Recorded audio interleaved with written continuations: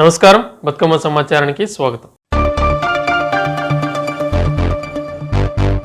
Social మీడియాలో వస్తున్న వదంతులను నమ్మి ప్రజల అపోహాలకు గురి కావద్దని, రాష్ట్రంలో ప్రజా అవసరాలకు సరిపడా పెట్రోల్, డీజిల్తో పాటు గ్యాస్ నిల్వలు ఉన్నాయని గోదావరికని ఏసీపీ మడత రమేష్ తెలిపారు. పెద్దపల్లి జిల్లా Ramagundam Indian oil corporation depot ఆవరణలో అంతర్గాం ఎస్ఐ వెంకటస్వామి ఆధ్వర్యంలో అరైవ్ అలైవ్ కార్యక్రమం నిర్వహించారు. కార్యక్రమంలో ఏసీపీ రమేష్, సిఐ ప్రవీణ్ కుమార్తో పాటు ఐఓసీ డిపో మేనేజర్ రవిరాజు పాల్గొని సైబర్ క్రైమ్తో పాటు రోడ్డు సేఫ్టీపై కార్మికులకు, డ్రైవర్లకు అవగాహన కల్పించారు.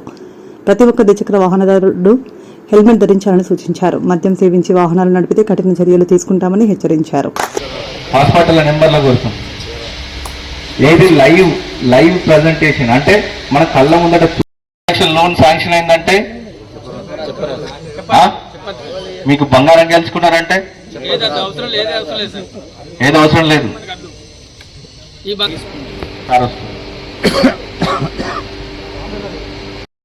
టైం స్పేర్ చేసి తన స్పీచ్ మీకు అందజేసినందుకు మీరు 100% ఆ విషయాలన్నీ పాటిస్తారని చెప్పి నేను అనుకుంటున్నాను. ఏంటంటే మనకి మన ఏరియాలో క్రైమ్ అనేది తగ్గాలి. ఓకే, కానీ సార్ చెప్తారు. నేను ఒక ఈ పాయింట్ మాట్లాడాలనుకున్నా. ఈ అవకాశం ఇచ్చిన మీ అందరికీ, అలాగే సార్కి, మన రవిరాజు గారికి. ఇప్పుడే కొట్టండి ఒకసారి. సెల్ ఫోన్లో గూగుల్ వెతుకుతారు కదా, ఏం కొడతారంటే రోడ్డు కానీ వాడు 50 లక్షలు ఫ్రీగా వస్తానే, 5 లక్షలు ఫ్రీగా వస్తానంటే టక్క నొక్కుతుంటారు. ఏదో లింక్ వస్తుంది, ఆ లింక్లో పిల్లలు ఒకసారి కొట్టండి. ప్రపంచ యుద్ధం ఇప్పుడు నడుస్తుంది కదా, ఉక్రెయిన్ యుద్ధం నడుస్తుంది, లేకుంటే గాజా యుద్ధం నడుస్తుంది, ఇప్పుడు ఇరాన్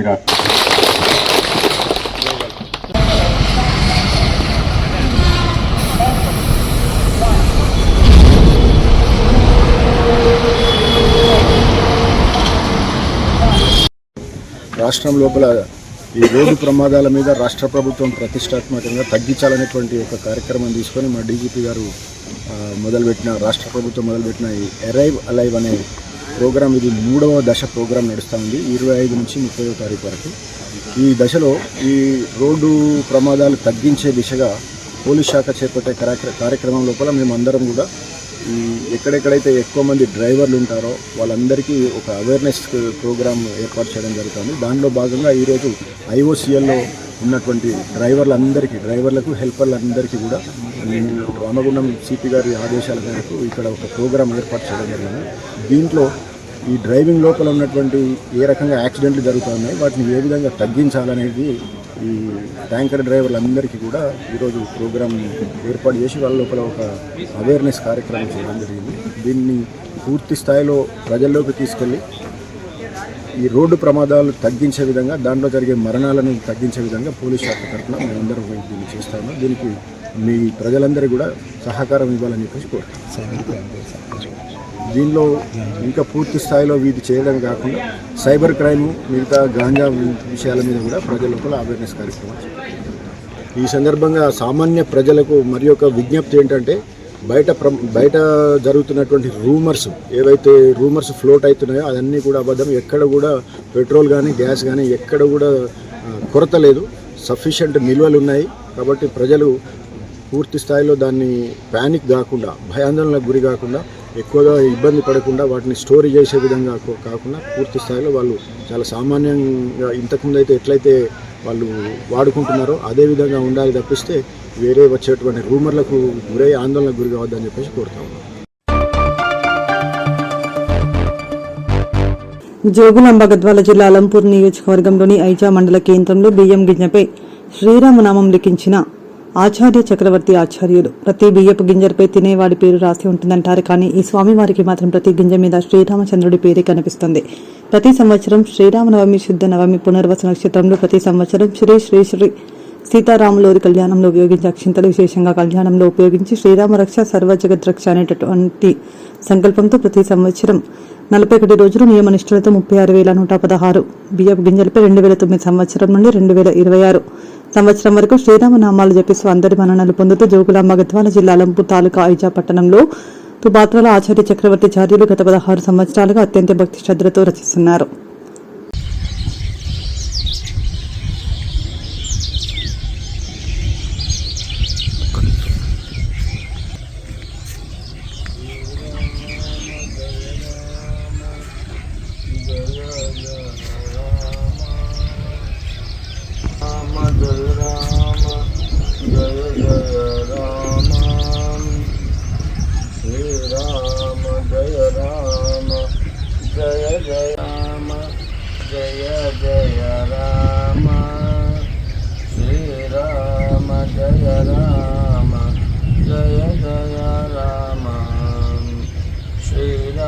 రామ జయ రామ జయ జయ రామ.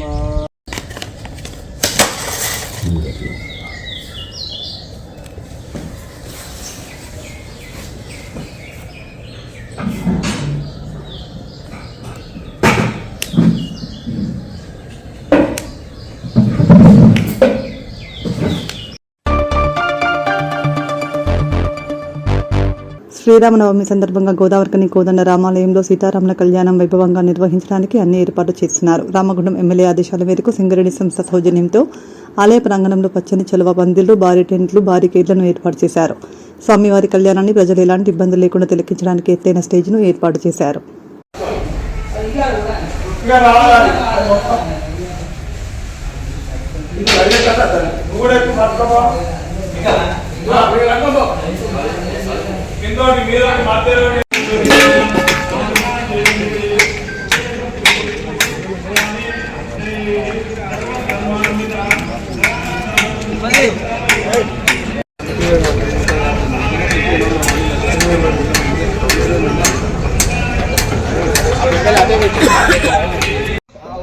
లోక కళ్యాణార్థం సీతారాముల వారి కళ్యాణం భారతదేశం ప్రపంచవ్యాప్తంగా రంగరంగ వైభవంగా చేయడంలో భాగంగా మన గోదావరికని శ్రీ కోదండ రామాలయంలో రేపు ఉదయం 11:30 సీతారాముల వారి కళ్యాణం కన్నుల పండుగగా జరిపించడం జరుగుతుంది.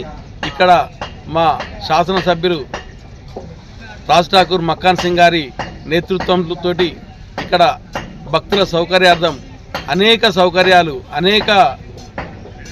సౌకర్యాలు ఏర్పాటు చేయడం జరిగింది. ఈ కళ్యాణాన్ని అంగరంగ వైభవంగా నిర్వహించడానికి అన్నీ సిద్ధం చేశాం. తప్పకుండా ఇది కనుల పండుగగా తిలకించి ఆ స్వామివారి ఆశీర్వాదాన్ని పొందడానికి భక్తులందరూ కూడా పెద్ద ఎత్తున రావాలని సందర్భంగా కోరుకుంటున్నాం. Thank you.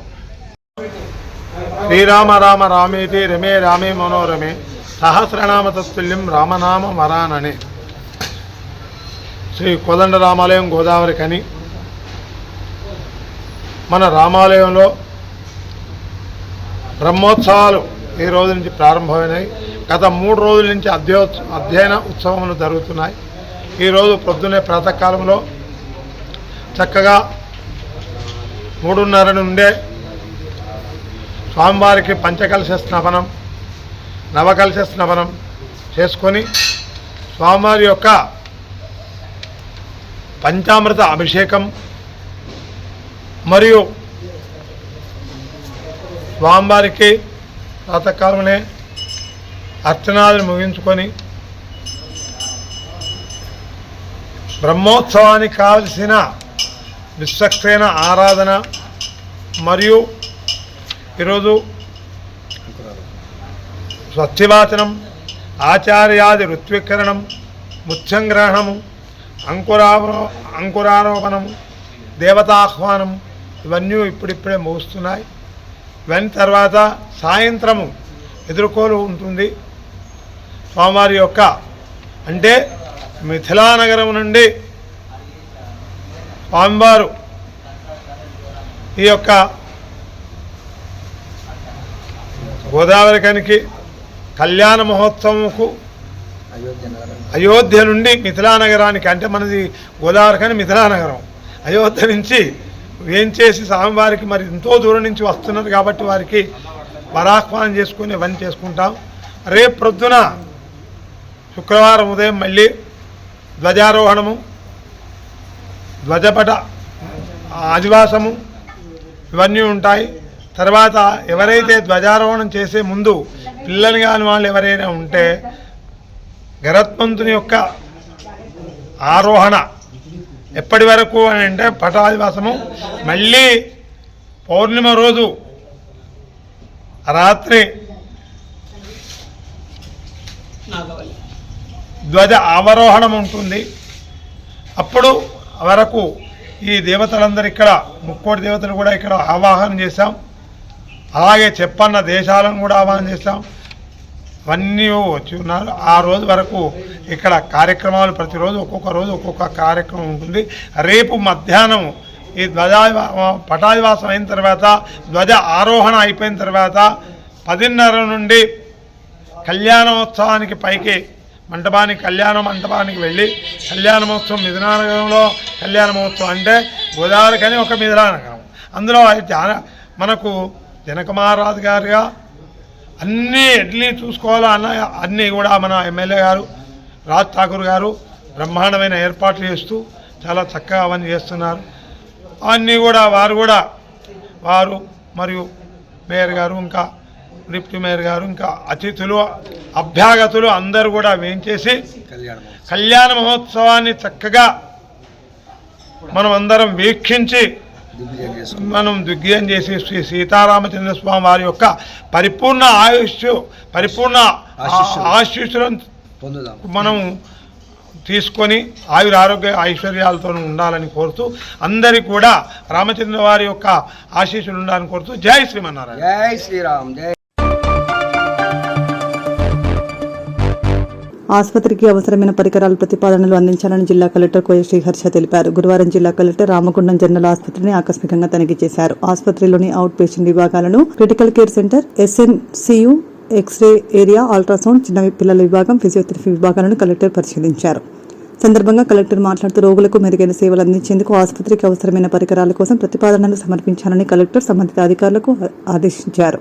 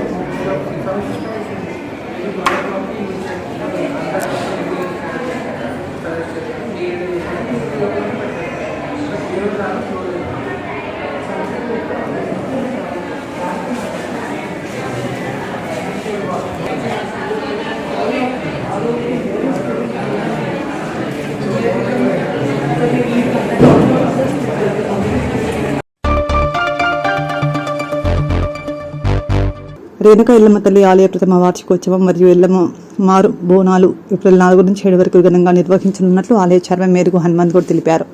గురువారం గోదావరికని ప్రెస్ క్లబ్లో నిర్వహించిన మీడియా సమావేశంలో ఆయన గౌడ సంఘం నాయకులతో కలిసి మాట్లాడుతూ గత ఏడాది ఏప్రిల్లో ఆలయంలో విగ్రహ ప్రాణప్రతిష్ఠతో పాటు బోనాల కార్యక్రమాలను వైభవంగా నిర్వహించినట్లు గుర్తు చేశారు.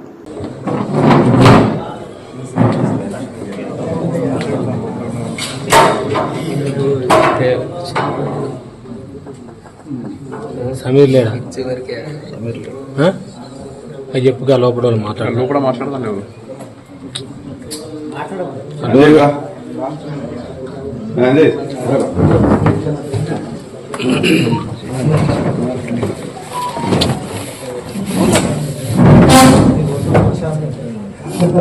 బాబాయ్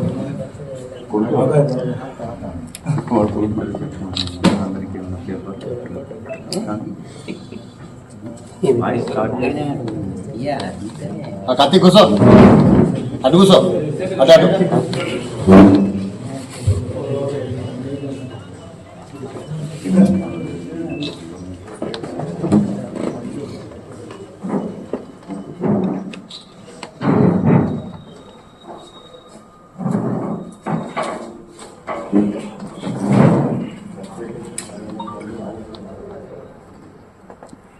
గోదావరికని పారిశ్రామిక ప్రాంతంలోని రేణుకా ఎల్లమ్మ గుడి ప్రతిష్టాపన చేయడం జరిగింది. ప్రాణప్రతిష్ఠ ఏప్రిల్ 4 నాడు ప్రాణప్రతిష్ఠ జరిగింది. అదే రోజు ఇదే ఏప్రిల్ 4 నాడు మళ్ళీ వార్షికోత్సవం నిర్వహించడం జరుగుతుంది. 5 నాడు పోషమ్మ బోనాలు, 6 నాడు పుట్టకుదని పుట్టబంగారం తేవడము, ఐరన్లను తీసుకురావడం, తలంబరాలు, తాళి మట్టెలు తీర్చడం ఆ రోజు సోమవారం జరుగుతుంది. మంగళవారం రోజు సాయంత్రము గత సంవత్సరం ఏదైతే జరిగిందో అదే విధంగా అందరూ మారుబోనం తీయడానికి తయారున్నారు. ఇక్కడ మన పాఠశాల ప్రాంతంలో గౌడ్స్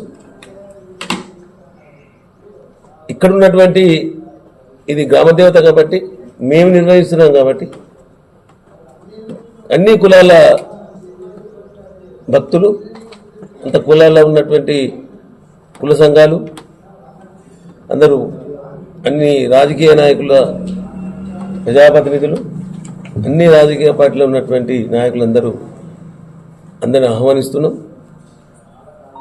పోయినసారి జరిగినంత పెద్దగానే మళ్ళీ జరిపించాలని మేమందరినీ కోరుకుంటున్నాం. గోదావరి ఖనిలో ప్రభుత్వ ప్రధాన ఆసుపత్రి ముందు నిర్మితమైనటువంటి శ్రీ శ్రీ శ్రీ రేణుకా ఎల్లమ్మ దేవస్థానము అత్యంత వేద మంత్రోచ్చారణల మధ్య ప్రాణప్రతిష్ఠ జరిగి సంవత్సరము పూర్తి చేసుకున్న సందర్భంలో ఆ దేవతామూర్తికి వార్షికోత్సవం చేయడానికి ఏప్రిల్ 4వ తారీఖున గౌడ పెద్దలంతా కూడా నిర్ణయించడం జరిగింది.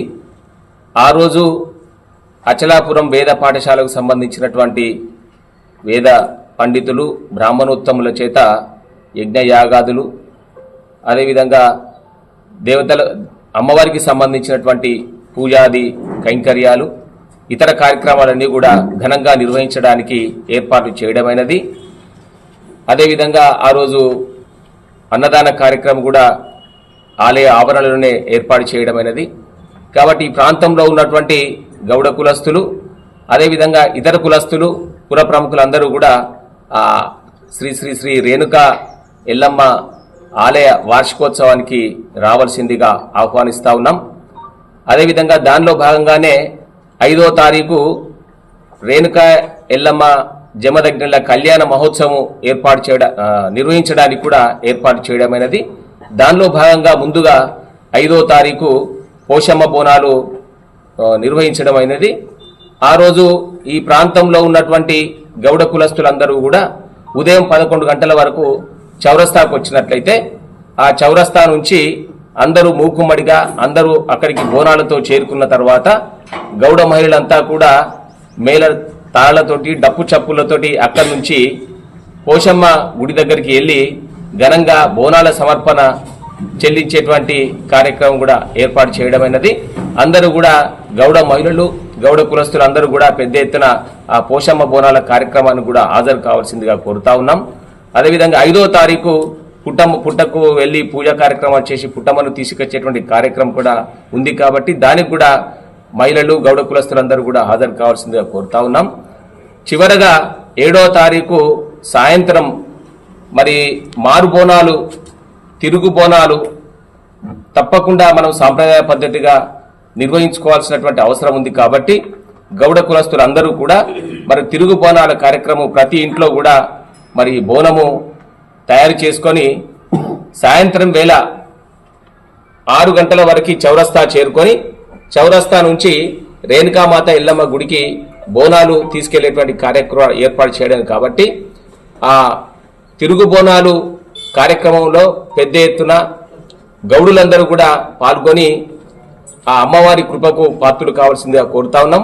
అదేవిధంగా ఈ కార్యక్రమాన్ని కూడా విజయవంతం చేయాల్సిందిగా కోరుతా ఉన్నాం. ఈ కార్యక్రమాన్ని కూడా పాల్గొనాల్సిందిగా ఆహ్వానిస్తా ఉన్నాం. అదేవిధంగా పెద్దలు చెప్పినట్టు మరి రేణుకా ఎల్లమ్మ గ్రామదేవత కాబట్టి ఇతర కులాలందరూ కూడా మా కులదైవం అయినప్పటికీ ఇతర కులాలందరూ కూడా ఎల్లమ్మ తల్లిని కొలుస్తూ ఉంటారు. కాబట్టి ఇతర కులాలందరినీ కూడా మేము మా గౌడ సంఘం పక్షాన పేరున అన్ని కులాల వారికి ఆహ్వానిస్తాను. అందరూ కూడా దీంట్లో పాల్గొనాల్సిందిగా కోరుతా ఉన్నాం. అదేవిధంగా పుర ప్రముఖులకు కూడా ప్రత్యేకించి ఆహ్వానం అందిస్తాం. కానీ వారందరూ కూడా హాజరు కాబోతా ఉన్నారు. కాబట్టి పెద్ద ఎత్తున ఈ కార్యక్రమాన్ని విజయవంతం చేయడానికి ఈ ప్రాంతంలో ఉన్నటువంటి గౌడ పెద్దలందరూ కూడా నిర్ణయించడం జరిగింది. కాబట్టి ఆలయ వార్షికోత్సవం, పోషమ్మ బోనాలు, ఎల్లమ్మ బోనాలు 4, 5, 6, 7 ఆ 4 రోజులు కూడా ఈ ఎల్లమ్మ తల్లికి సంబంధించినటువంటి వార్షికోత్సవం బోనాల కార్యక్రమం కూడా ఏర్పాటు చేయడం అయింది. కాబట్టి అందరూ కూడా పెద్ద ఎత్తున గౌడ కులస్తులతో పాటు ఇతర కులస్తులందరూ కూడా ఈ కార్యక్రమాన్ని విజయవంతం చేయాల్సిందిగా కోరుతూ అందరినీ కూడా ఆహ్వానిస్తాం. 4వ తారీఖున శ్రీ శ్రీ శ్రీ రేణుకా ఎల్లమ్మ దేవి ఆలయం నిర్మాణం పూర్తి చేసుకొని ప్రాణప్రతిష్ఠ చేసుకొని అంగరంగ వైభవంగా ఈ పారిశ్రామిక ప్రాంతంలోనే గౌడ కులస్తులం అందరం ఏకతాటిపైకి వచ్చి మొదటి రోజు నుండి మొదలుకొని వారం రోజుల పండుగగా కళ్యాణ మహోత్సవంతో ముగింపు కార్యక్రమాలు చేసినాం. అదేవిధంగా అలనాటి ఆచారాల ప్రకారం మరలా మొదటి వార్షికోత్సవం సందర్భంగా అదే 4వ తారీఖు నుండి మరలా 7 తారీఖు వరకు ఈ సంవత్సరం 4 తారీఖున వార్షికోత్సవం, 5 తారీఖున పోచమ్మ బోనాలు, 6 తారీఖున పుట్టకు ధ్వని మరియు 7 తారీఖున ఎల్లమ్మ బోనాలు, అదే రోజు సాయంత్రం కళ్యాణం నిర్వహిస్తున్నారు. ఈ కార్యక్రమంలో మన శ్రీ శ్రీ శ్రీ రేణుకా ఎల్లమ్మ దేవాలయ ఉత్సవ కమిటీ మరియు రామగుండం పారిశ్రామిక ప్రాంతంలో ఉన్న గౌడ సంఘాలన్నీ మరియు మా యువజన సంఘం తరపున మేము ప్రతి ఒక్క గౌడ కుటుంబాన్ని, అదేవిధంగా సంపన్న వర్గాల ప్రజలను ఇదే వేదిక నుండి అందరినీ ఆహ్వానించి ఏదైతే పోయిన సంవత్సరం ఏ విధంగానైతే అందరం మన ఐక్యతను చాటినామో అదేవిధంగా ఈ సంవత్సరం కూడా అందరం అన్ని కార్యక్రమాలలో పాల్గొని ఈ కార్యక్రమాన్ని విజయవంతం చేసి ఆ రేణుకా ఎల్లమ్మ తల్లి ఆశీస్సులు సబ్బన్న వర్గాలకు ఉండాలని కోరుతూ జై గౌడ, జై గౌడ, జై గౌడ.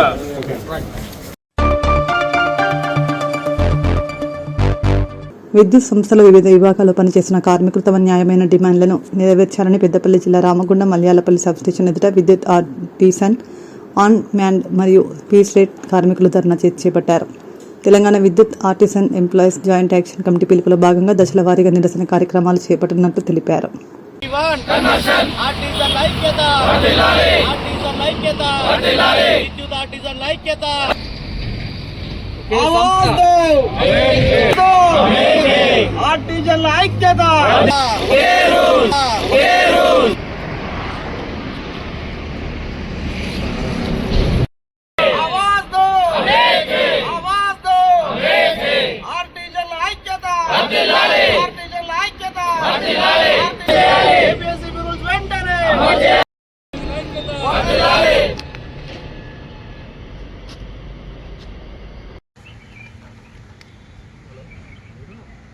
ఒక సెకండ్ ఇటుకి వస్తే మన అటు అన్న రిపోర్టర్ ఇక్కడనే ఉన్నారు. ఒక ఫ్లాగ్ ఆర్టిజన్ కార్మికుల ఐక్యత, ఆర్టిజన్ కార్మికుల ఐక్యత. ఆవాజ్ దో, ఆవాజ్ దో. We want conversion. We want conversion. We want conversion. We want conversion. రద్దు చేయాలి, రద్దు చేయాలి, రద్దు చేయాలి, రద్దు చేయాలి. వద్దురా వద్దురా ఆర్టిజన్, వద్దురా వద్దురా వద్దురా ఆర్టిజన్, వద్దురా ఆర్టిజన్, వద్దురా వద్దురా వద్దురా ఆర్టిజన్, వద్దురా వద్దురా. విద్యుత్ ఆర్టిజన్ ఐక్యత. నేను కొంకట శ్రీనివాస్, టీజీ ట్రాన్స్కో రామగుండం డివిజన్ నుంచి వెళ్ళి నేను కొన్ని నా సమస్యలు ఏంటనేది చెప్పాలనుకుంటున్నాను. ఏంటంటే మన ప్రభుత్వము ఆర్టిజన్స్ అనే ఒక పేరు ఇచ్చి వాళ్ళను మొత్తం అన్యాయంగా మొత్తం తొక్కివేసే ప్రయత్నంలో చేసింది. కాబట్టి మాకు ఏంటంటే పర్మనెంట్ చేసామని ప్రభుత్వం చెప్తుంది, కానీ పర్మనెంట్కి సంబంధించిన రూల్స్ మాకు ఇంతవరకు కూడా ఇంప్లిమెంట్ కాలేదు. కాబట్టి మాకు పర్మనెంట్ అనే రూల్ మాకు కూడా కావాలి అనేది ఈ హెజిటేషన్ భాగంగా అన్ని అంటే కార్యాచరణలో మేము అన్ని యూనియన్స్, మా ట్రేడ్ యూనియన్స్ అన్నీ ఉన్నాయండి. మా ట్రేడ్ యూనియన్స్ అన్నీ ఏకమై మేము ఒక జాగ్గా టీవీ చేసి జాగ్ అని మేము ఒకటి జాగ్ ఫామ్ అయిపోయి మేము మా ఒక కార్యాచరణ, భవిష్యత్ కార్యాచరణ కోసము మేము పోరాడుతున్నాము. ఈ పోరాటంలో 26వ తేదీ, 30వ తేదీ, 2వ తేదీ నోడు మన డివిజన్స్, సర్కిల్స్ దగ్గర ధర్నాలు మరియు మిగతా హెజిటేషన్ ప్రోగ్రామ్స్ చేయాలని నిర్ణయించుకున్నాము.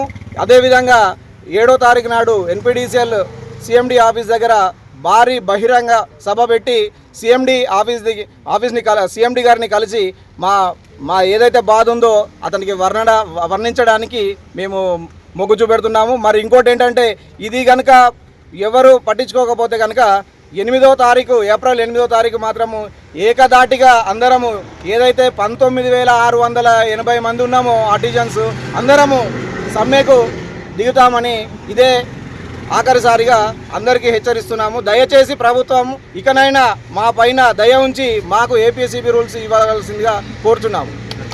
నా పేరు గుట్టెపల్లి సురేష్. ఆర్టీసీ కార్మికుడిగా ఈ రామగుండ డివిజన్లో దాదాపు 15 సంవత్సరాల నుంచి పనిచేస్తూ ఉన్నా. గత ప్రభుత్వం ఇది ఎమర్జెన్సీ డిపార్ట్మెంట్. ఈరోజు కాలంలో నిత్యావసరంగా నీళ్లు, వాటర్ దాని తర్వాత కరెంటు, ఈ నిత్యావసర వస్తువులు ఒకటైపోయింది. ఈ నీళ్ళు లేకపోతే బతుకుతారు కావచ్చు జనాలు, కానీ ఈ కరెంట్ లేకపోతే బతకలేనటువంటి పరిస్థితి లేదు. సో ఈ విధి నిర్వహణలో చాలామంది ప్రాణాలు సైతం లెక్క చేయకుండా విధి నిర్వహిస్తూ ఉన్నారు. కానీ ప్రభుత్వం మాకు ఇచ్చేటువంటి ఈ వేతనాలు అయితే ఏంది, మాకు వచ్చేటువంటి రూల్స్ ఏదైతే ఉన్నదో దాని మొండి చూపు చూపిస్తూ చాలా ఇబ్బందులకు గురి చేస్తూ ఉన్నది. ఈ ఒక సంస్థలో ఒకటే రూల్ అనేది ఉంటుంది, కానీ ఈ విధి సంస్థలో 2 రకాలైనటువంటి రూల్ పెట్టారు. మాకు ఒక రూల్, అదేవిధంగా పర్మనెంట్ ఎంప్లాయీస్కి ఒక రూల్. ఏపీఎఫ్ రూల్ అనేది దాదాపు కొన్ని సంవత్సరాల నుంచి వస్తున్నటువంటి ఈ రూల్ని మాకేమో గత ప్రభుత్వం, బీఆర్ఎస్ ప్రభుత్వం, కేసీఆర్ ప్రభుత్వం మాకు ఒక సొంతంగా ఒక రూల్ అనేది కేటాయించి స్టాండింగ్ ఆర్డర్స్ తోటి మాకు సెపరేట్గా రూల్ చేసి, అదేవిధంగా పర్మనెంట్ ఎంప్లాయీస్కు అంటే ఇప్పుడు రిక్రూట్ అయినటువంటి ఎంప్లాయీస్ అందరికీ కూడా ఒకే రకమైనటువంటి రూల్, ఏపీఎస్ రూల్ పెట్టి మాకు స్టాండింగ్ ఆర్డర్స్ అని పెట్టి మాకు వాళ్ళకు చాలా వ్యత్యాసం చూపుతూ ఉన్నారు. ఈ వ్యత్యాసాన్ని తగ్గించాలి. మాకు కూడా పర్మనెంట్ ఎంప్లాయీస్కి ఏ రకమైనటువంటి రూల్స్ అయితే వాళ్ళకి ఏదైతే ఇస్తారో మాకు కూడా అదే రకమైనటువంటి రూల్స్ ఇవ్వాలి. ఎందుకంటే ఈ విద్యుత్ శాఖలో ఇప్పటికీ 26,000 మంది మేము మొదట ఈ కాంట్రాక్ట్ బేసిక్లో అపాయింట్మెంట్ అయినటువంటి 26,000 మందితో మేము ఇక్కడ పనిచేస్తామండి. ఇప్పుడు క్రమంగా తగ్గిపోయి ఓన్లీ 20,000 మంది కార్మికులు మాత్రమే ఈ యొక్క విద్యుత్ సంస్థలు పనిచేస్తూ ఉన్నారు. ఇది చాలా ఇబ్బంది. అంటే 20,000 మంది అంటే దాదాపు 6,000 మంది ఇప్పటికే చనిపోయారు. దాదాపు 15 సంవత్సరాల సర్వీస్ అంటే దాదాపు సగం మంది వాళ్ళకి జీవితాలందరూ కూడా ముగిసిపోయినాయి. ఇంకా 15 సంవత్సరాలు మాత్రమే ఉన్నది. ఇప్పటికైనా ప్రభుత్వాలు గుర్తించి మాకు రావాల్సినటువంటి రూల్స్ ఏదో మాకు ఇచ్చినట్టయితే ఈ కనీసం ఈ సగ జీవితంలోనా మేము సుగంధతోటి పిల్లలతోటి మంచిగా ఉంటామనే ఒక ఆలోచనతోటి మేము ఈరోజు ఈ యొక్క పోరాటానికి సిద్ధమైనాం. దయచేసి ప్రభుత్వాలు మొండి చూపకుండా మేము గత ప్రభుత్వం చేసినటువంటి అన్యాయాన్ని ఈ ప్రజాప్రభుత్వమైనా మాకు తగిన న్యాయం చేస్తామని చెప్పి మేము అందరము సంఘటితంగా కాంగ్రెస్ ప్రభుత్వాన్ని మేము ఎన్నుకోవడం జరిగింది. కానీ ఈ కాంగ్రెస్ ప్రభుత్వం ఏం చేస్తూ ఉన్నదంటే చనిపోయిన వాళ్ళకు ₹1,00,00,000 బీమాని ఇస్తూ ఉన్నది, కానీ బతికినోడికి ఏం చేస్తే లేదు. ఇదే మాకు అసలు అఫ్సోస్ అవుతున్నటువంటి విషయం. చనిపోయిన వాడికి ఏమో ₹1,00,00,000 ఇస్తుందట, మరి ఇక కొన్ని ప్రాణాలు వస్తాయితో లెక్క చేయకుండా విధులు నిర్వహిస్తున్నటువంటి కార్మికులు పిట్టారాగా రాలిపోతూ ఉన్నారు. కానీ వాళ్ళకైతే మాకు ఏం చేస్తున్న పరిస్థితి లేదు. ఎమర్జెన్సీ ఈ పోలీస్ శాఖ, విద్యుత్ శాఖ, ఆ తర్వాత హెల్త్ డిపార్ట్మెంట్ ఏ రకంగా ఉంటుందో మా విద్యుత్ శాఖ కూడా అదే రకంగా పనిచేస్తూ ఉన్నది. ఈరోజు ప్రజలు నిత్యం సుఖంగా బతకాలంటే కరెంటు ఉండాల్సిందే. ఈ కరెంట్లో పనిచేసేటువంటి కార్మికులు అన్యాయం జరిగితే ఈ సిగ్గుచేటు రాష్ట్రానికి ఏది లేదని చెప్పి ఈ రకంగా తెలియజేస్తాము. డివిజన్ ఆఫీస్ ఈరోజు మేము ఇక్కడ నిరసన కార్యక్రమం తెలియజేయడానికి కారణం ఏంటంటే విద్యుత్ సంస్థలో తెలంగాణ రాష్ట్ర వ్యాప్తంగా 20,000 మంది ఆర్టిజన్ కార్మికులు పనిచేస్తున్నాము.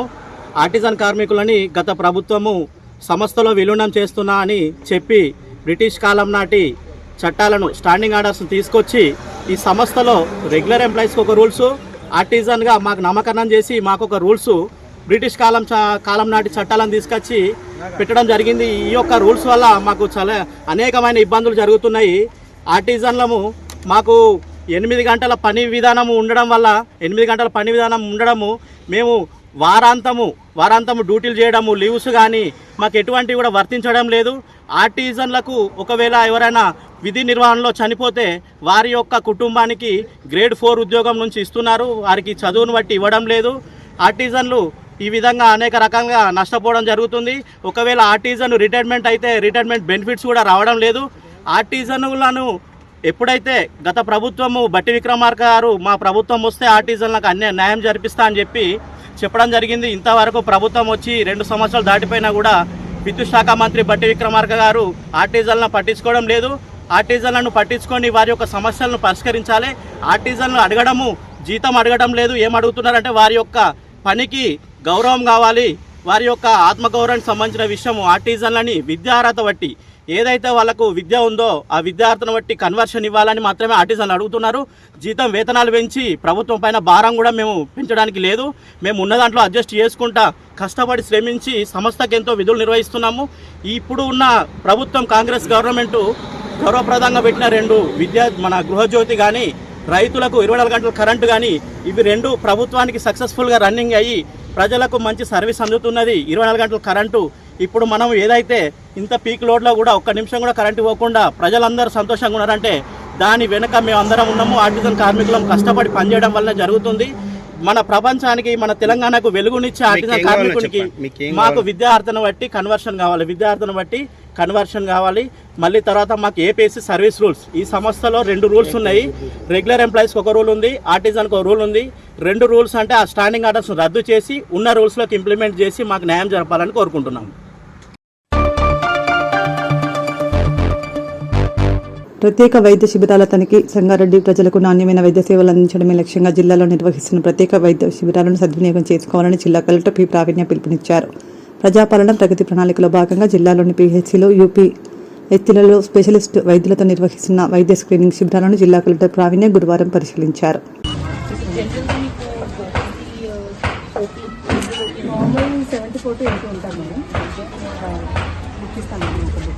వాళ్ళు ఎవ్రీ మంత్ వాళ్ళకి ఆ రోజు వస్తారు.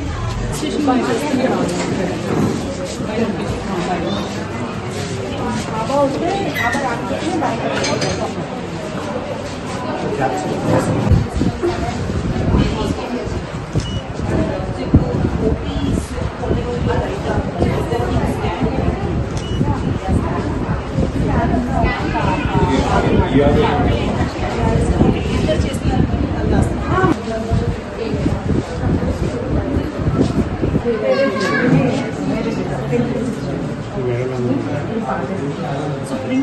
QR code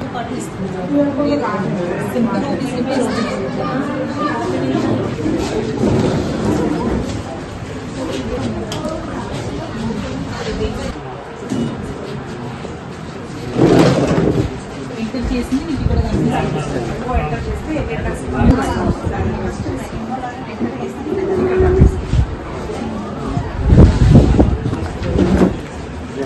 జేఫైసెస్ అయితే మేము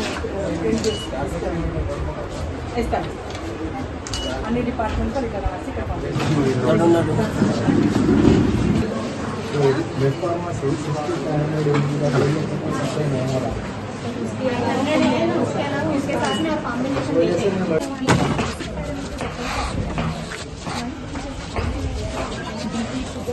బీపీ షుగర్ దీంట్లో లేదు మేడం. పర్సనల్ హిస్టరీ అంతా ఫోర్త్ డే నాటి స్పెషలిస్ట్ ఏమేమి రాసుకుంటున్నారు?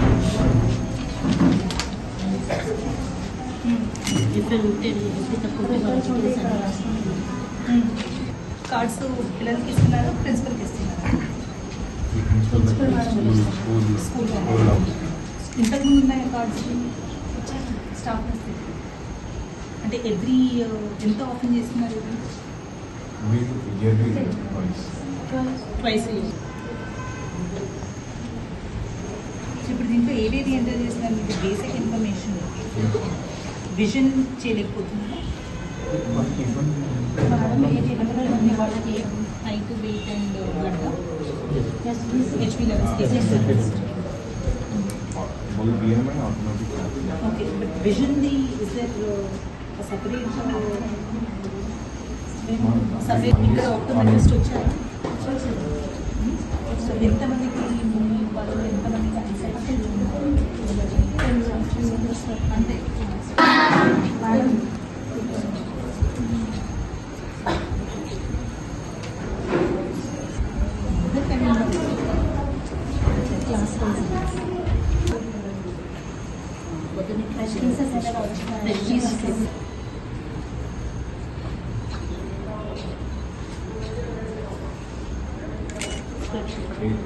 ఈ రోజు వీళ్ళు స్ప్రెడ్షీట్ తయారు చేస్తారు.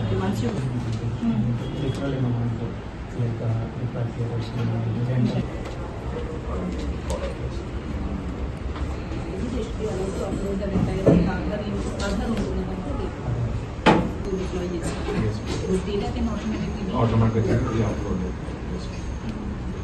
మనం ఒక్కసారి కొంచెం స్టేబుల్గా అయింది.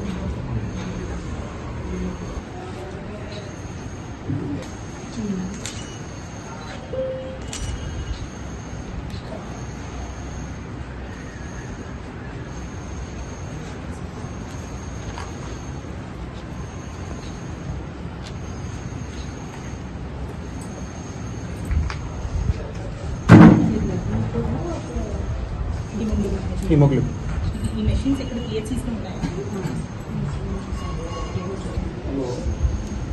బిల్ చేసిన తర్వాత కూడా అదే నంబర్ వస్తే అప్పుడు బిలో వెయిట్ ఉన్న వాళ్ళకి కంపల్సరీగా 2 టైమ్స్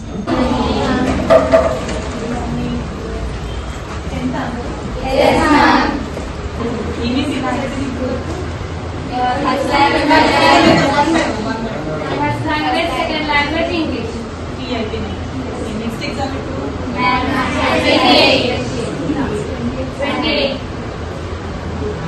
అందరూ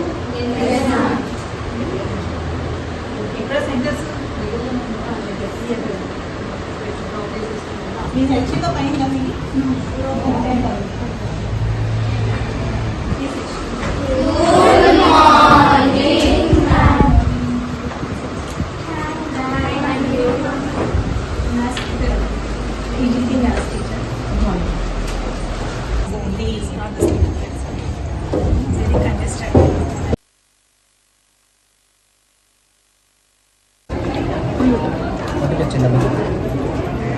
OTP आया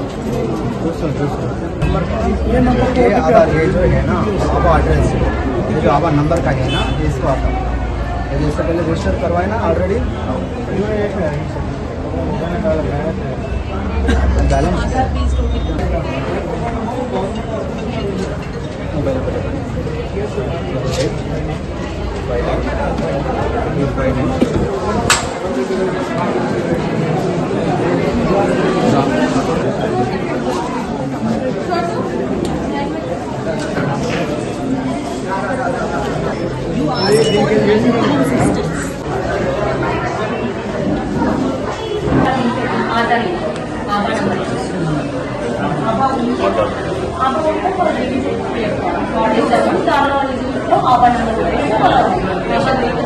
Should increase the number of counters. That will reduce the load, the crowding.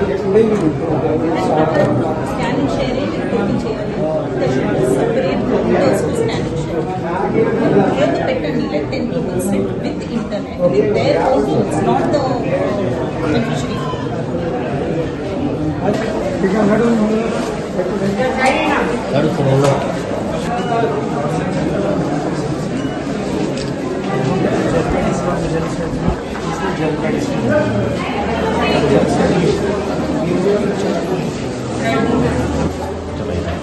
ఇది ఇక్కడ ఎంట్రన్స్ కౌంటర్ దగ్గర జనరేట్ చేసేస్తాం.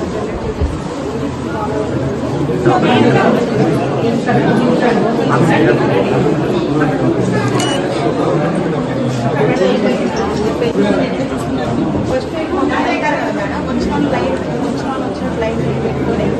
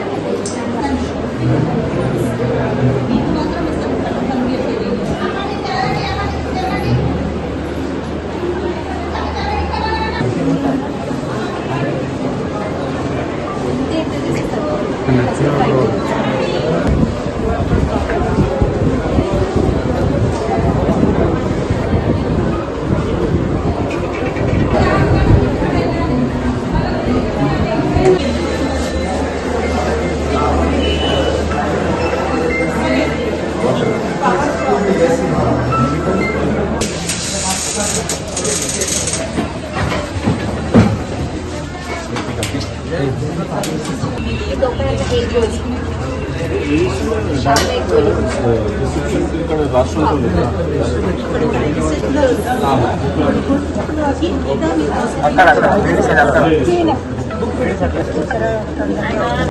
నుంచి డ్రగ్ వస్తుంది ఆ డ్రగ్స్ ఎంట్రీ చేసి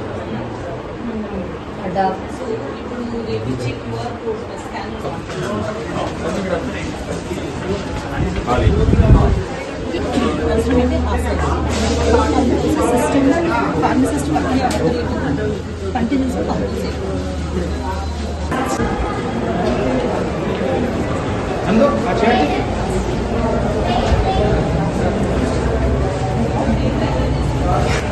సో ఏమేమి తీసుకుంటారు? ఎమర్జెన్సీకి వచ్చిన పేషెంట్కి ఆర్టీఐ పర్సెంటేజ్ వస్తాయి కదా, సో క్రిటికల్కి ఉన్నటువంటి వాళ్ళ పేషెంట్ డీటెయిల్స్ మెయింటైన్ చేస్తారు. అంటే నార్మల్గా వచ్చిన వాళ్ళకి ఆధార్ కార్డు దాఖలంగా డెలివరీ చేసి ఇస్తారు.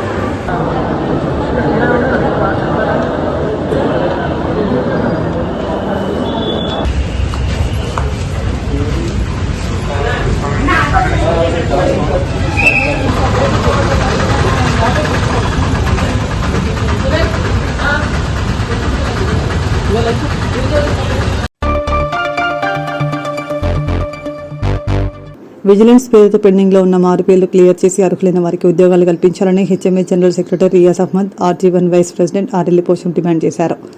జీడీకే2ఏ ఇంక్లైన్లో ఈరోజు ఉదయం 7 గంటలకు హెచ్ఎంఎస్ ఆధ్వర్యంలో ఏర్పాటు చేసిన గేట్ మీటింగ్లో వారు పాల్గొని మాట్లాడుతూ లైన్మెన్ కార్మికులకు గతంలో అందించిన 30 ఎంపీ రోల్స్ స్థానంలో ప్రస్తుతం ఎల్పీ రోల్స్ ఇవ్వడం వల్ల పనుల్లో ఇబ్బందులు ఎదురవుతున్నాయని పేర్కొన్నారు.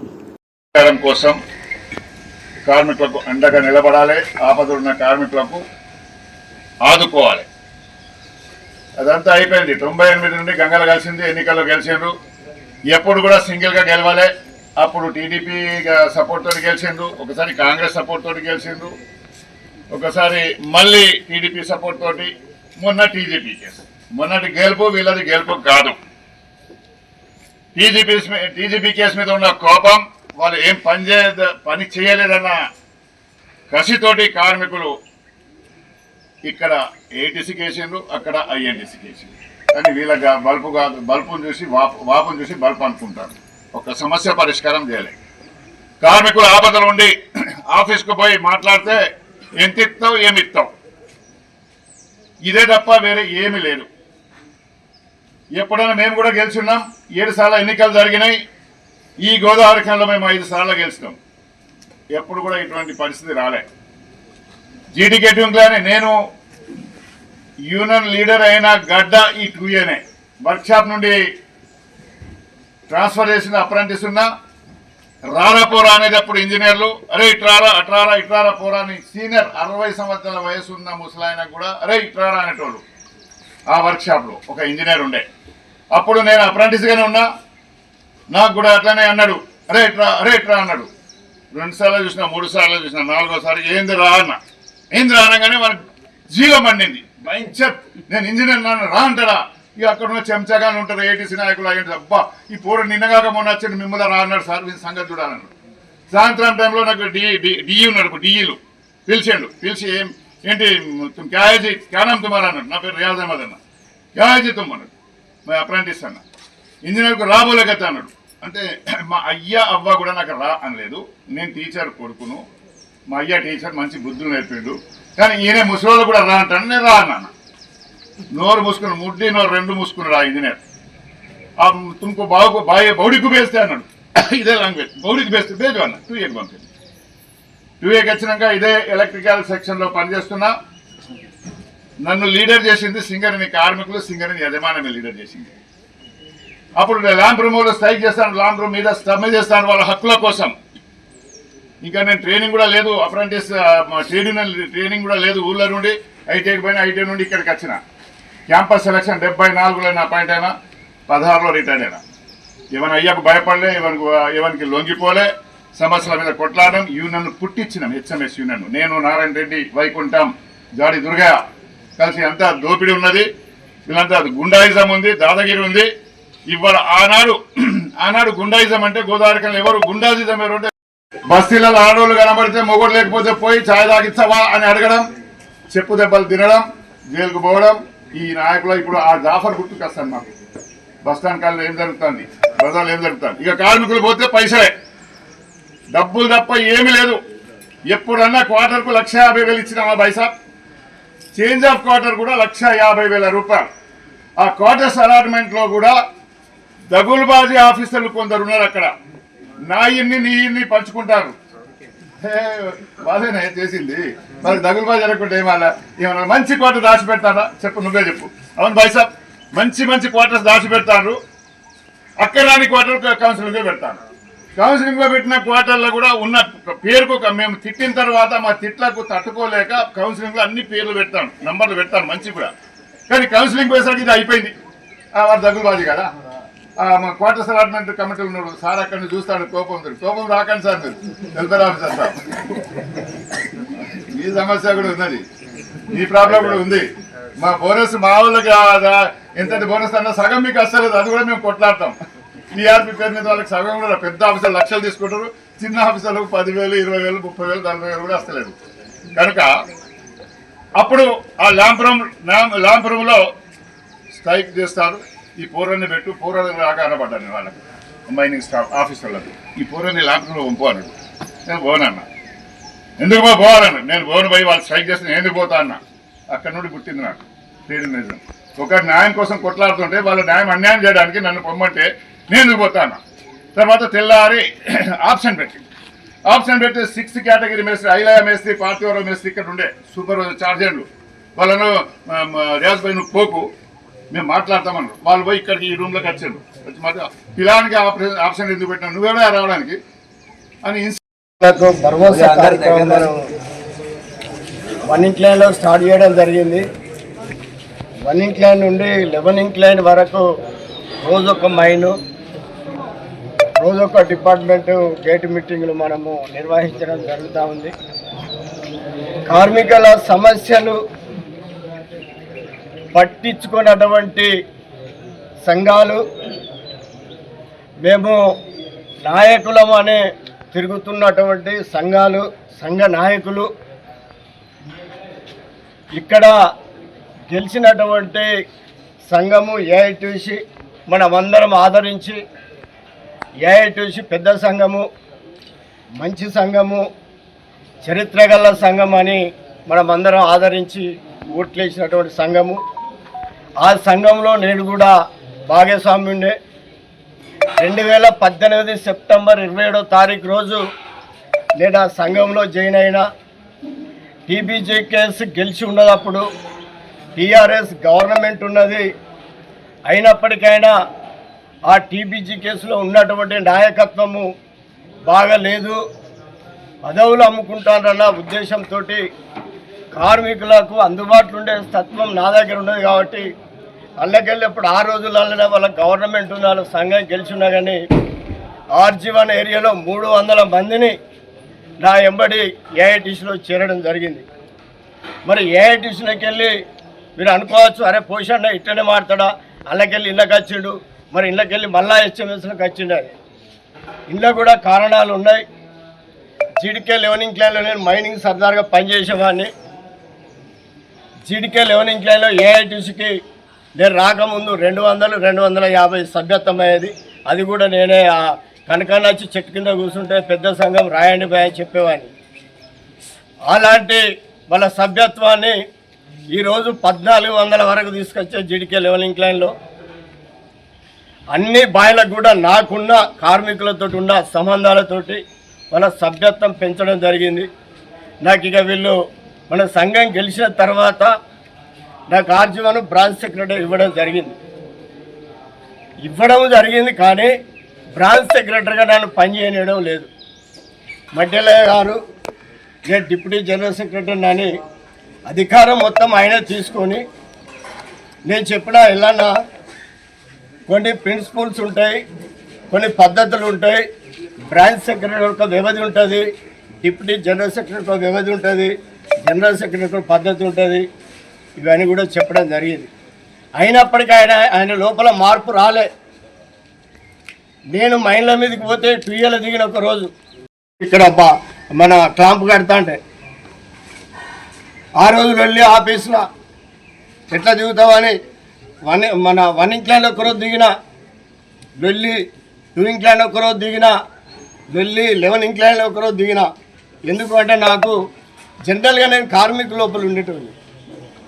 ఎప్పుడు కార్మికులు ఏదన్నా ఆఫీస్కి వచ్చి చెప్పినా మన బజార్లో హోటళ్ళ దగ్గర చెప్పినా కానీ ఆ బాయికి వెళ్ళేటోడు ఆ సమస్య పైన ఆ మేనేజర్ తోటి ఆ సంబంధిత అధికారులతో మాట మాకు గాలి లేదు, నీళ్లు లేవు, ఇక్కడ డిస్ట్రిక్ట్లో మెటీరియల్ లేదంటే దానికి నేను వెంబడే స్పందించిపోయేవాడిని. అలాంటి నన్ను ఎక్కడికి పోకుండా నాకు చెప్పకుండా పోవద్దనే నిర్బంధం. సీతారామయ్య గారు, రాజ్కుమార్ గారు ఒక 10 సార్లు ఆఫీస్ మీటింగ్ పెట్టారు మా ఇద్దరి మీద. ఏ ఒక్కసారి కూడా మడ్డి ఎల్లయ్య గారికే మద్దతు వాళ్ళకి తప్ప అక్కడ నాకు ఒక్క విషయంలో కూడా మనకు సహకరించలే వాళ్ళిద్దరు కూడా. ఈయన రాజ్కుమార్ గారేమో ఆఫీసులో ఫోన్ చేసి పోషణకు లెటర్ ఇవ్వద్దు, పోషణ బ్రాంచ్ సెక్రటరీగా ఆయన లెటర్ ఇవ్వద్దు అని చెప్పడం. సీతారామయ్య గారు జిఎం గారికి ఫోన్ చేసి మా బ్రాంచ్ సెక్రటరీతో పనిచేయొద్దని. ఇంకొక విషయము, మనం ఇచ్చినటువంటి చందాలు దీపావళికి ఇచ్చినట్టు 500 రూపాయల చందా, 50 రూపాయలు కట్ అవుతున్న చందా పైసలు లెక్కలు లేవు. మన అందరి చందాలతోటి కట్టినటువంటి బిల్డింగు, సిపిఐ పార్టీ బిల్డింగు నెలకు 65,000 నుంచి 70,000 వస్తాయి. లెక్కలు లేవు. నేను 8 సంవత్సరాలు పనిచేసిన సంఘంలో 8 సంవత్సరాల నుంచి నేను అడిగేది కార్మికుల బ్రాంచ్ సెక్రటరీని అయ్యా అడుగుతారు, లెక్కలు పారదర్శకంగా ఉండాలి, మనం చెప్పే విధంగా ఉండాలి అని చెప్పడం జరిగింది. అప్పటి నుండి ఇప్పటి వరకు లక్షల రూపాయలు లెక్కలు లేవు వాడుకుంటూ ఉన్నారు. నేను ప్రశ్నించిన కూనవనేని సాంబశివరావు గారికి కూడా ఒక నివేదిక పంపిన, నేనే పోయి స్వయంగా ఇచ్చిన సిరిసిల్ల మీటింగ్లు ఉంటే.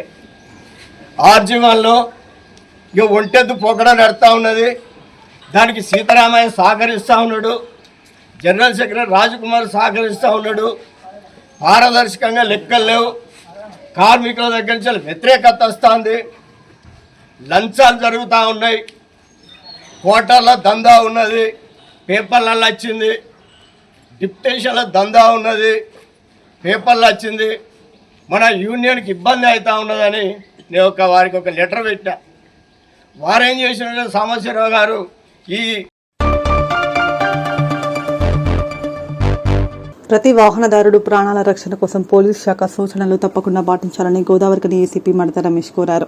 తెలంగాణ రాష్ట్ర ప్రభుత్వం చేపట్టిన అరేవ్ అలేవ్ అవగాహన కార్యక్రమం 2వ దశ కార్యక్రమంలో భాగంగా గురువారం రామగుండం సీఐ ప్రవీణ్ కుమార్ ఆధ్వర్యంలో ఎన్టీపీసీ మిలినియమహాలో ఆటో డ్రైవర్లకు, యువకులకు ట్రాఫిక్ నిబంధనలపై అవగాహన కల్పించారు. కార్యక్రమానికి ముఖ్య అతిథిగా గోదావరికని ఏసీపీ మడత రమేష్ హాజరై వాహనదారుల ప్రాణాలను కాపాడాలని, తాము అనేకసార్లు అనేక రూపాల్లో ప్రజలకు వాహనదారులకు అవగాహన కల్పించడం జరుగుతుందని తెలిపారు. మేజర్ లేకుంటారు, వాళ్ళకి లైసెన్స్ వచ్చేసిన తర్వాత వెహికల్స్ ఇస్తారు, కొనిస్తారు. మీరు కూడా ఎందుకంటే మీ పిల్లలు అనుకుంటున్నారు ఏటీఎం అని, బుల్లెట్, అది ఎవరికి అర్థం కాదు. అది ఎవరికి అర్థమైందంటే మీరు డ్రైవింగ్ కోసము మీరు డ్రైవింగ్ అయిందని తెలుస్తుంది. కొన్ని హైవే మీద సైన్ బోర్డ్స్ ఉంటాయి, ఇట్లా ఆకారం ఉంటుంది, అంటే రోడ్డు లెఫ్ట్ సైడ్ మలుపుతుందని, ఇలాంటే ఇట్లా ఇలా ఇలా అని ఒక బోర్డు ఉంటుంది, అంటే ముందు స్పీడ్ బ్రేకర్ ఉంది అని. ఇంకొకటి నో యూటర్న్ అని రాసినాడు, అంటే అక్కడ మీరు యూటర్న్ ఉంది కానీ యూటర్న్ తీసుకోకండి అని చెప్తుంది. ఇలాంటి చాలా బోర్డ్స్ ఉంటాయి, ఎల్లో కలర్లో కొన్ని బోర్డ్స్ ఉంటాయి. గ్రీన్ అని రాసి ఉంటుంది ఒక బోర్డు మీద, ఏం రాసి ఉండదు, 60 అని ఉంటుంది, 80 అని ఉంటుంది, 120 అని ఉంటుంది. కాదు, స్పీడ్ అంటే ఈ బోర్డు దగ్గర ఈ ఏరియాలో మనం 60లో, ఇక్కడ ఏదో జరిగింది ఇంతకుముందు, ఇక్కడ ప్రమాదాలు జరిగే ప్రాంతం కావచ్చు, పోలీస్ వాళ్ళు, ఆర్ఎన్బి డిపార్ట్మెంట్ వాళ్ళు, మిగతా చాలా నెమ్మదిగా వెళ్ళాల్సిన ప్రాంతం అనుకొని మేము కాషనరీగా ఉండడము, ఇవన్నీ చేసి మనం ముందుకు వెళ్ళాలి. అవి ఏం లేదు, 60 అక్కడ 120. సో ఆ సైన్ బోర్డ్స్ అంటే ఏంటంటే ఇప్పుడు మీ అందరికీ కూడా స్మార్ట్ ఫోన్స్ వచ్చేసినాయి కాబట్టి ఒకసారి టైం దొరికినప్పుడు అని రోడ్ సేఫ్టీ అందులో అందరూ చాలా కూలర్ ఎస్ఐ గారు చెప్పారు, ఇప్పుడు మహేష్ చెప్పారు, సిఐ గారు చెప్పారు. ఇలా చెప్పినాక మీకు తెలియని విషయాలు కొత్త ఏమి లేవని అనుకుంటున్నారు. అన్నీ తెలిసినాయి కానీ మనం పాటించడంలో కూడా కష్టం. ముఖ్యంగా ఇంకా ముందు ఏదైనా మాట్లాడే ముందు ఒక చిన్న ప్రశ్న మీ అందరికీ, ఆనెస్ట్గా నిజాయితీ, ఒక్కసారైనా మీరు పోలీసులను తిట్టుకోవాలని చెప్పలేదు, ఒక్కసారైనా తిట్టగలరు. మీరందరూ డ్రైవర్లే, కదా. ఎందుకు తీసుకున్నారు? మీకు మాకు వ్యక్తిగత శత్రుత్వం ఏముంది? బాల్యపగ ఉందా? పప్పకాల పగ ఉందా? లేదు కదా. అయినా తెచ్చుకున్నారు. ఎందుకు తెచ్చుకొని ఉంటారు? బాగా నేను పోతున్నాయి కొడుకు ఇప్పుడే వచ్చి రోడ్డు మీద చెక్ చేస్తానని తెచ్చుకుంటారు. అంతేనే కదా. లేకుంటే స్పీడ్గా పోతుంటే ఎప్పుడు అంతగానో స్పీడ్ అవుతారు కలిసిందా అని విద్యార్థులు తీసుకెళ్తున్నటువంటి స్కూల్ కి సంబంధించిన డ్రైవర్ అన్నలు. ఎందుకంటే రేపు భవిష్యత్ పిల్లలది.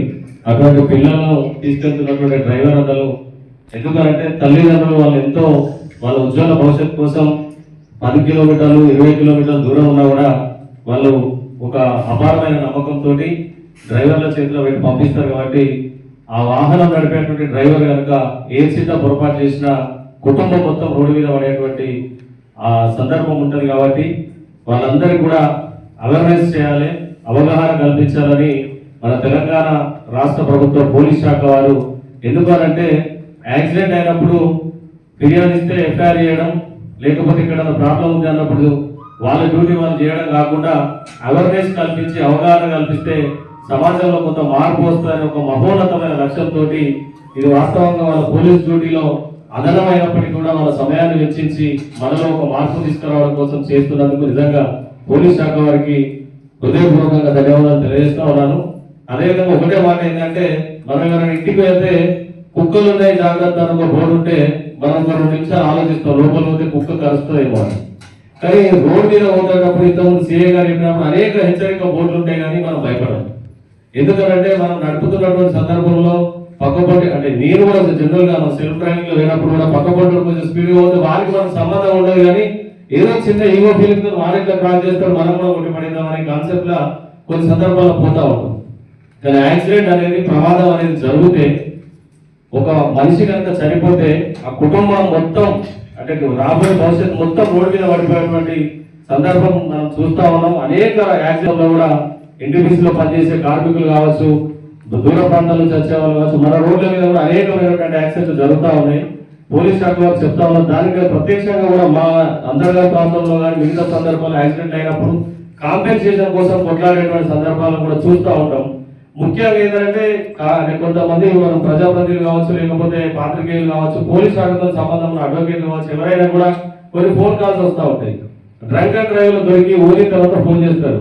కొంచెం ఇబ్బంది కలుగుతుంది సార్. అంటే మేము పార్టీలో ఉన్నాం కాబట్టి రేపు పొద్దున మాకు అవసరం కాబట్టి ఫోన్ చేయాల్సి వస్తుంది. ఇక్కడ అంతరాత్మ ఒప్పుకోరు. ఎందుకంటే డ్రంక్ అండ్ డ్రైవ్ అనేది తప్పు.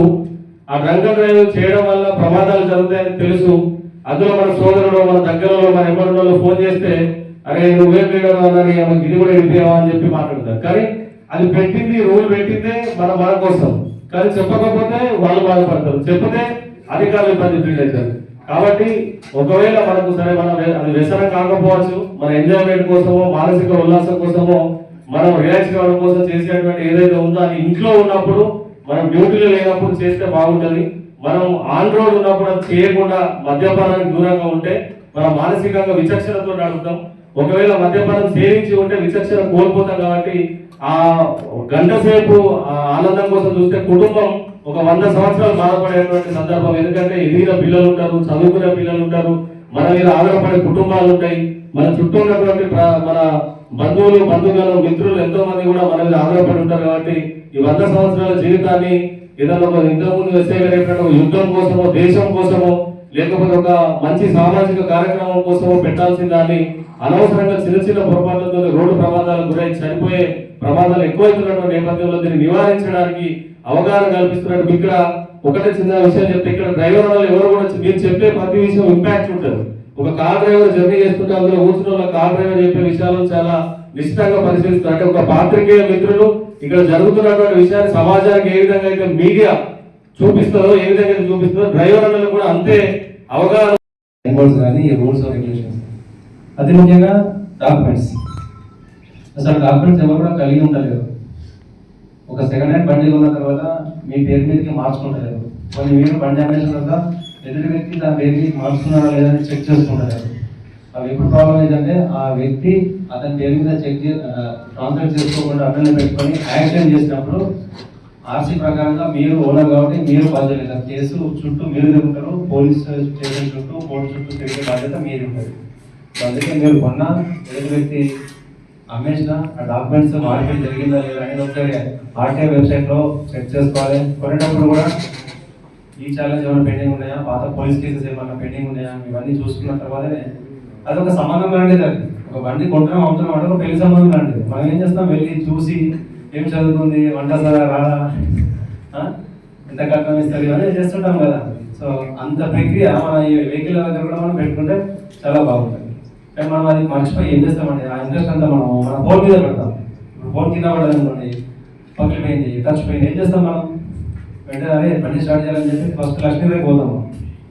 లక్ష్మీనగర్ పోయి ఆ ఫోన్ షాప్ తీసేసి తమ్మి చూడు ఒకసారి అంటే అన్న టచ్ పోయింది అన్న, ఎప్పుడు ఇస్తారు అన్న 2 days పెడతారు. అరే అట్లా 2 days చూడు అర్జెంట్ ఉంది, కాల్స్ వస్తాయి, పిల్లలకు స్కూల్ నుంచి డ్రాప్ చేసేది ఉంటుంది అని మనం చెప్తాం. కానీ ఇంటర్నల్ ఏంటిది అలా రీల్స్ వీడియోస్ కూడా ఆగేదాం.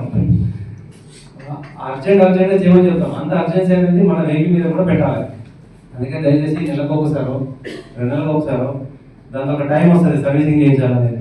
ప్రతి ఇప్పుడు కార్ కొన్న వాళ్ళకి ఏమొస్తుంది, 10,000కు డీజిల్ కార్ అయితే ఒక 10,000 కాగానే మెయింటెనెన్స్ అది కంపల్సరీ షోరూమ్కి తీసుకెళ్ళాలి. మనం ఆయిల్ చేంజ్, డీజిల్ ఫిల్టర్లు ఇవన్నీ మనం చేసుకుంటాము. తర్వాత టైర్ అనుకోండి, టైర్ ట్యూబ్ ఇవన్నీ చూసుకున్నాం. అలానే మీ వెహికల్స్ కూడా ఒకసారి సర్వీసింగ్ చేయించండి. ఎప్పుడో ఒకసారి తీసుకెళ్ళి మెకానిక్ ఇందులో ఇంటర్నల్గా మెషిన్స్ బాగున్నాయా, ఇంజన్ బాగుందా, దీని ప్రాబ్లం ఏమన్నా ఒకసారి చూపించండి. అలాగే మీరు కూడా ఆరోగ్యంగా బండి నడపాలంటే మీరు కూడా ఆరోగ్యం ఇంపార్టెంట్ కాబట్టి మీరు కూడా నెలకు ఒకసారి 3 నెలలకు ఒకసారి blood test, urine test, ECG, ఒకసారి 2D ఎకో, ఒకసారి ఇంకా కార్డియాలజీకి వెళ్ళి ఒకసారి మీ హార్ట్ బీట్స్ ఎట్లా ఉంది, పల్స్ ఎట్లా ఉంది, ఇవన్నీ ఒకసారి చెక్ చేసుకోండి. సో ఆ అవేర్నెస్ ఇలాంటి అవేర్నెస్ కోసమే మనం ఈ ప్రోగ్రామ్స్ అన్ని కూడా మనం రాష్ట్ర వ్యాప్తంగా చేస్తున్నాం. సో ఇది రోడ్ సేఫ్టీకి సంబంధించిన ఒక చిన్న టాపిక్ నేను మాట్లాడాలనుకున్నాను. చాలా మంది మీలో ఒక్కసారి మీరు మాకు చెప్పలేకపోవచ్చు, కానీ మీరు ఒకసారి చూసుకోండి, సెల్ ఫోన్ డ్రైవింగ్ చేస్తూ ఉంటారు, లేదా హెడ్ ఫోన్స్ పెట్టుకొని డ్రైవింగ్ చేస్తూ ఉంటారు, లేదంటే కార్లో సినిమా పెట్టుకొని డ్రైవింగ్ చేస్తూ ఉంటారు, లేదంటే రీల్స్ చూసుకుంటూ డ్రైవింగ్ చేస్తూ ఉంటారు. ఇవన్నీ కూడా సామాన్యమైనటువంటి నెగ్లిజెన్స్ చేస్తూ ఉంటారు.